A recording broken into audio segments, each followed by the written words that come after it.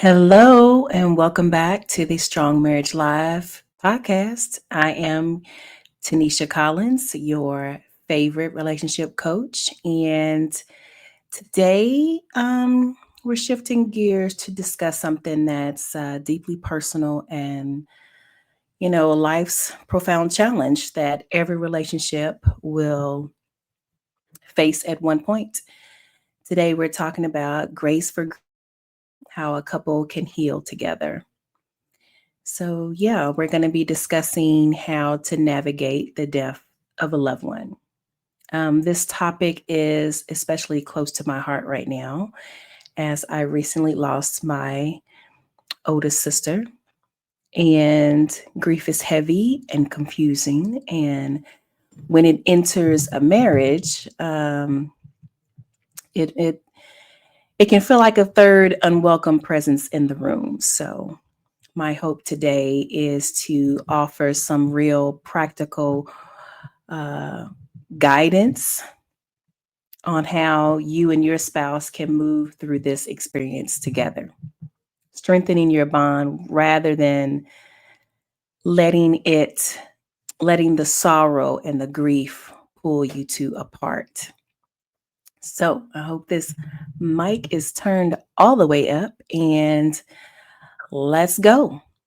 Um, the core of this conversation is understanding that grief is not a process to be fixed. No, it's it's an experience to be shared. So, I'm not going to be long today, but I have a couple of truths that I want to share with you to help whoever's out there in the same situation as my husband and I find ourselves in right now. And the core of this conversation is understanding that grief is not, as I said, a process to be fixed. And I'm going to share some truths with you that are, I'm kind of speaking to myself today.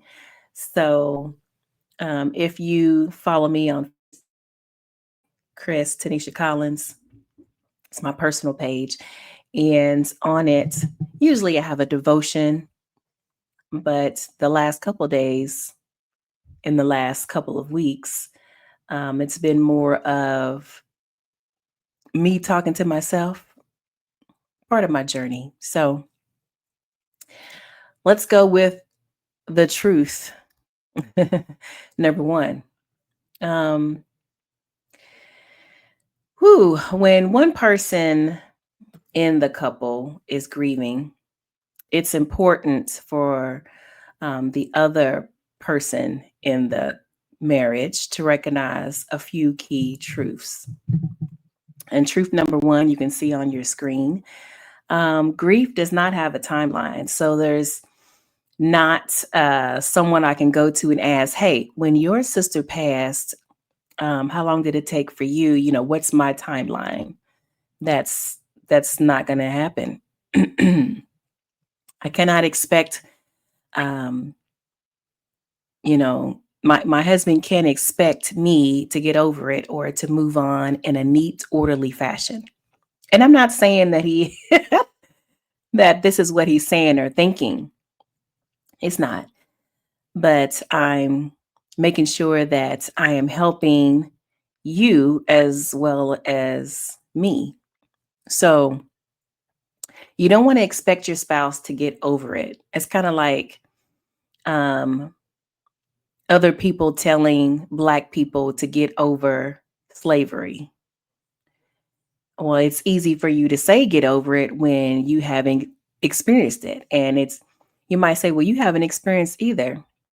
There are people still living in our families that have experienced it or have a grandparent who have experienced it. So that line isn't working either. Um, we don't move on in a neat, orderly fashion. So I know a lot of times I hear about the 5 stages of grief. It can often be misunderstood, though. People jump between them, back and forth. It's just not one, two, three, four, five. I was looking for, okay, this one. And then next is this one to kind of follow in the timeline. But you can get stuck. I have friends who have had loved ones to pass, and it's been years, and they're still stuck in that one section. Uh, so you can get stuck. You can experience them out of order. So your partner may seem fine one morning and be completely incapacitated the next. And it requires a boundless patience. Truth number two, um, you two are going to grieve differently. My sister has died, so I'm grieving the loss of a sister, but my husband is grieving the loss of who I was before she passed. Um, he's going to grieve the loss of joy in our home. He's going to grieve the fact that there's a strain in the relationship that, when someone you love is hurting, you hurt.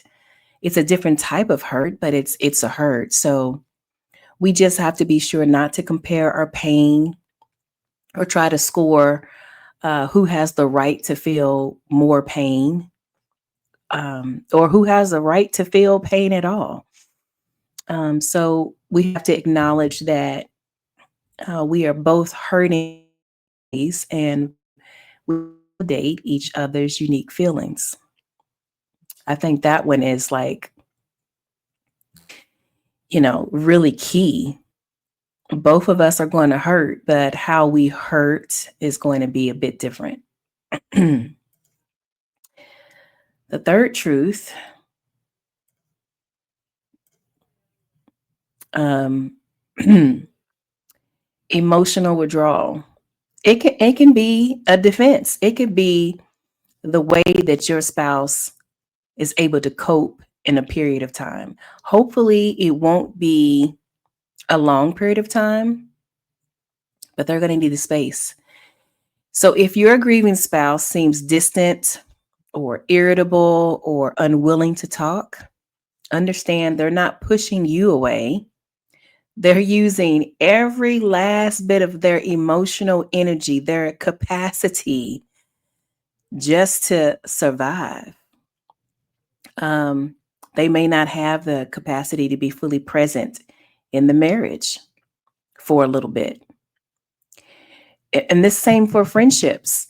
Your friends may not have the capacity to help you with your mess because they're grieving. Your friends may not have the capacity, the patience, even getting your mind right. I showed my fingernails on the podcast because they are not done. Ew. um, give them space.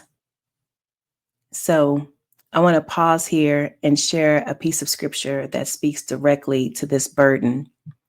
It's Galatians chapter 6, verse 2, and it instructs us to bear one another's burdens and so fulfill the law of Christ. When you think about Jesus, um, he was all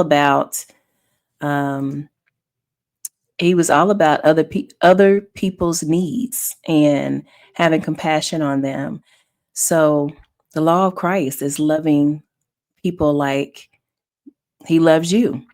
So in the moments where your friends, where your spouse, where your partner is grieving, they have these burdens, you're to come alongside them and bear those burdens with them.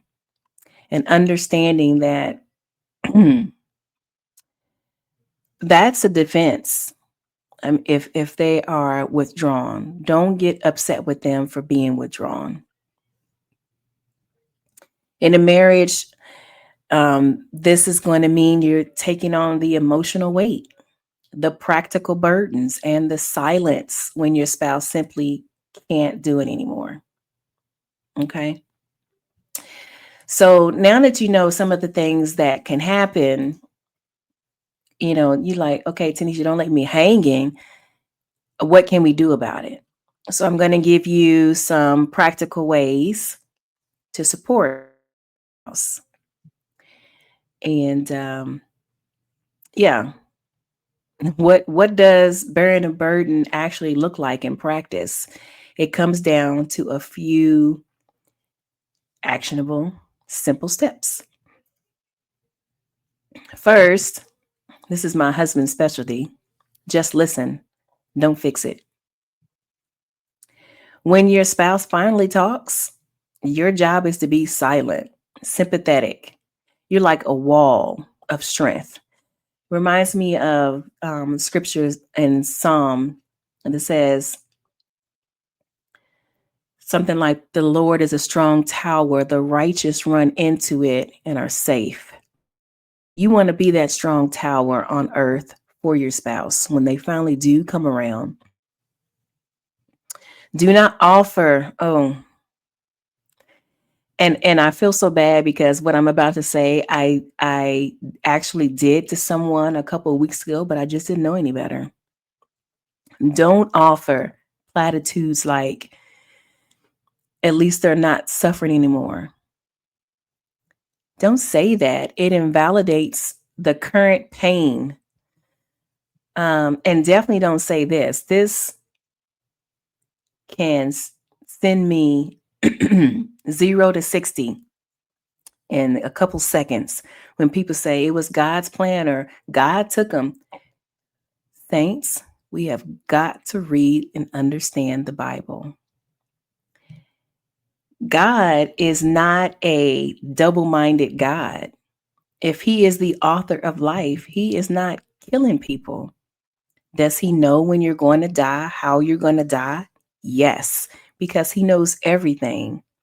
But he did not plan, oh, let me make Tanisha and I'm going to make her die in a horrible car accident that ejects her from the car and dismembers her. So it's difficult to, identify her body. Yep. And she's going to die early, as a matter of fact, even though my word says you can live for 120 years. Stop it. That is not God. He has given you an example of him taking somebody. Enoch, he was alive. Elijah, he was alive. Okay. If God is taking you, you are alive. If you died, especially if you died prematurely, before the age of 70, 80, or 120, then you know that was the enemy, because the Bible says, I think it was actually Jesus in John 10:10, the enemy comes to steal, kill, and destroy. hmm That's not God. It's not God's not the enemy. So stop saying it was God's plan or God took him. God needed him in heaven. No, he didn't. No, he didn't. Stop saying that.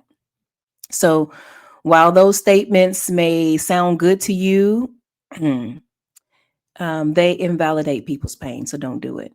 Instead, use validating phrases like, tell me more about your memories of your sister, or say, this sounds incredibly painful.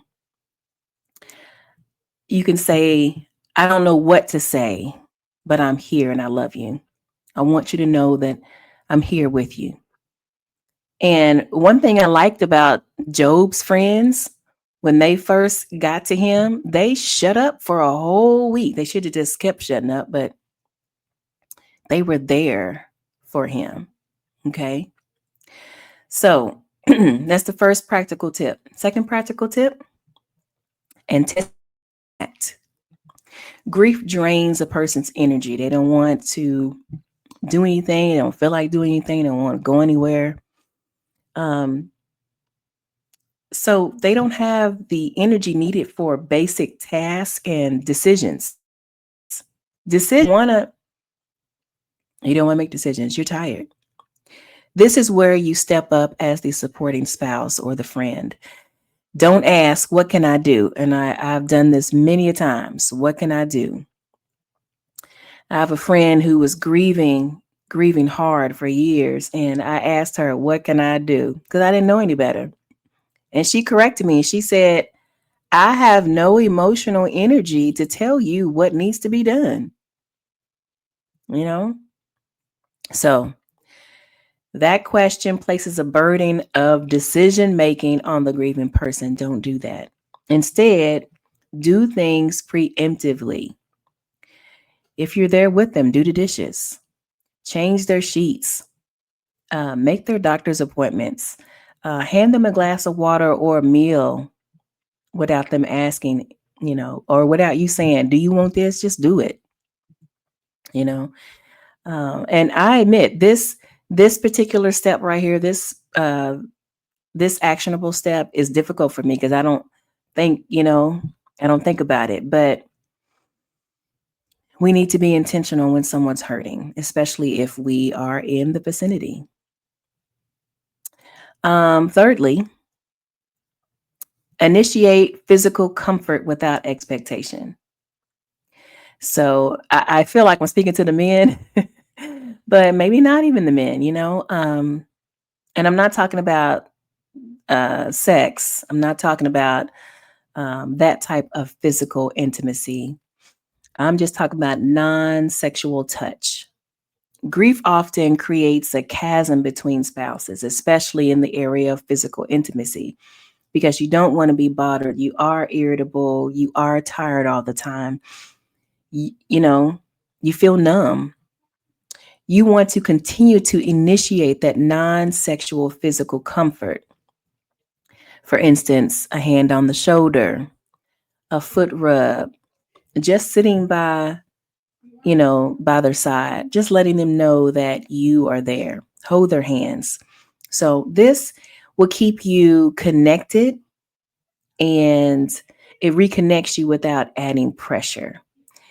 You need them to understand that I'm here, I love you, I'm with you, but make sure they don't feel pressured like, oh my goodness, I know you're not trying to get some while I'm thinking about my, you know, recently deceased loved one. The goal is connection and not performance.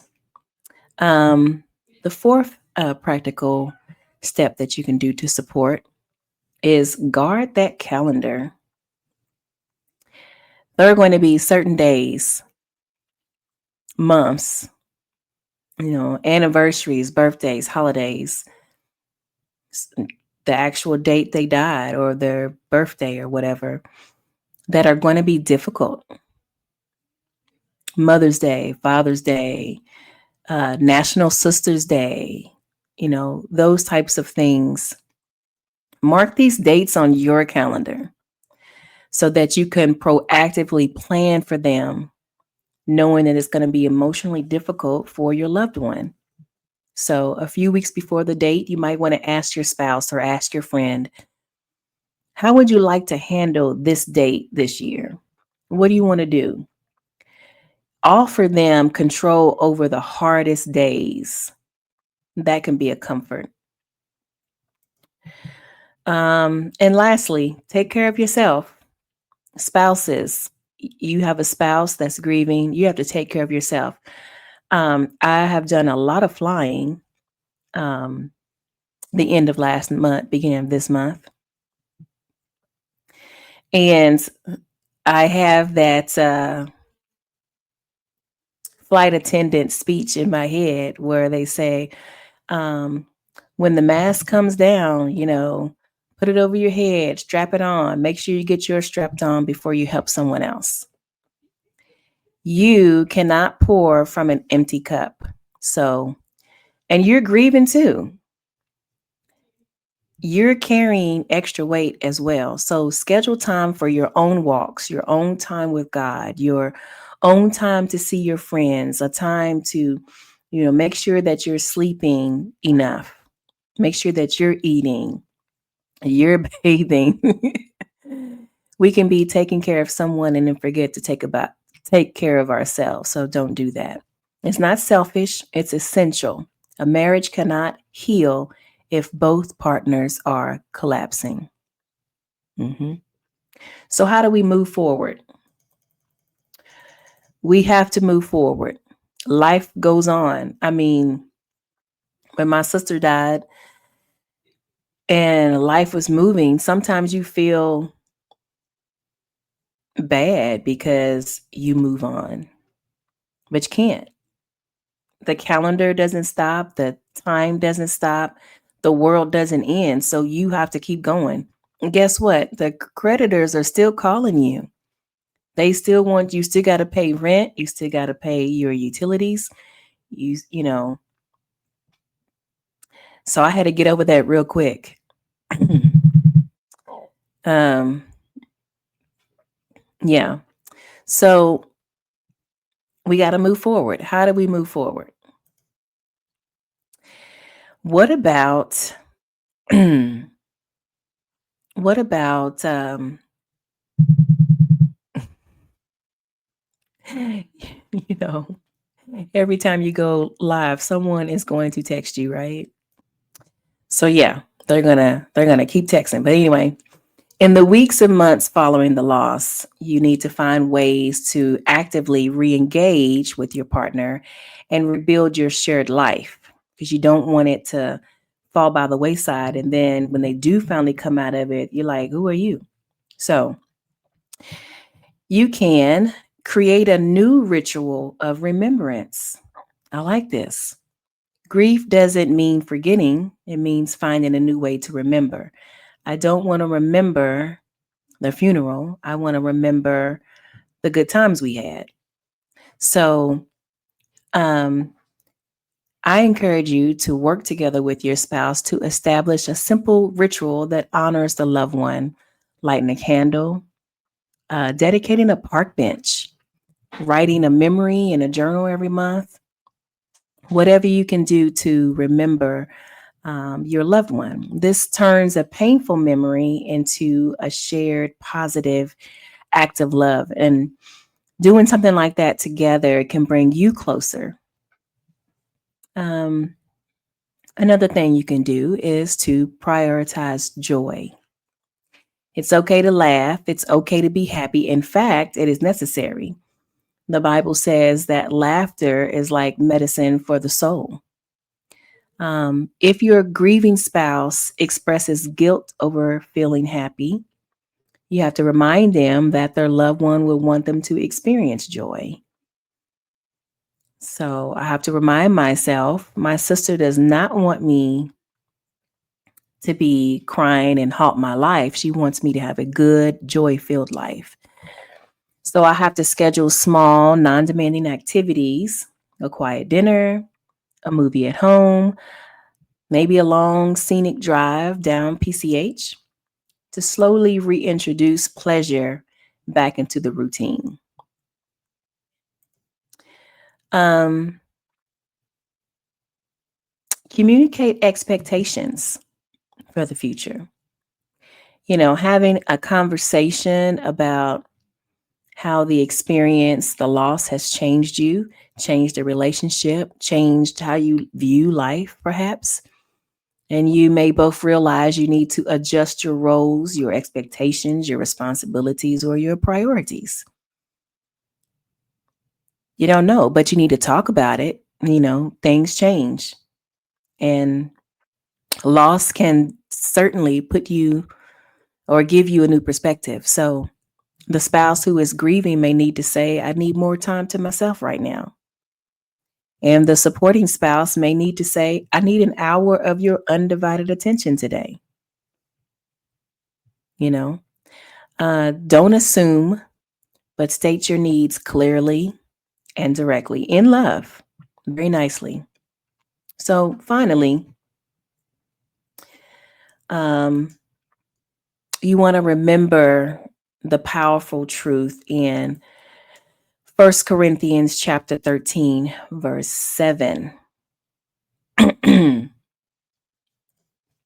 And what does that say, Tanisha?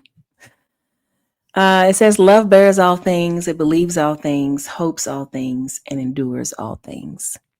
So remember, when you are married, this is the God kind of love. This is agape love, which is unconditional, which is giving, which is not easily angered, keeps no record of wrongs, rejoices in the truth.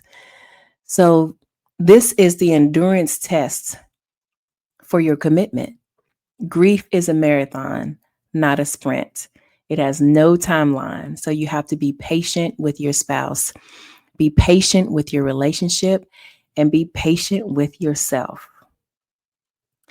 By holding on to each other, you honor the love that was lost by strengthening the love that you share now.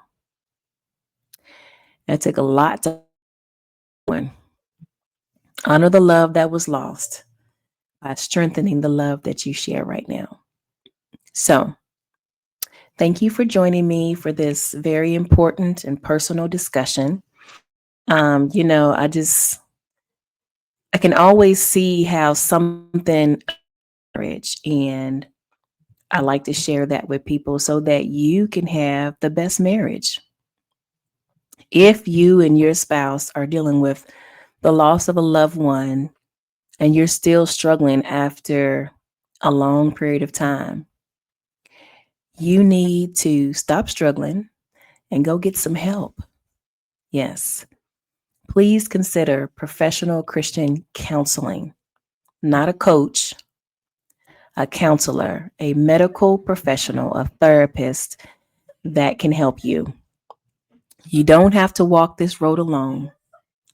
You can have peace and love and joy, and you can have a good life without that person that you lost.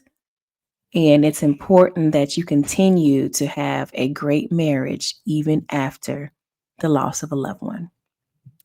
So I love you all, and I hope this will help you and your spouse or your partner or you and your friend to have a good relationship even during and after grief.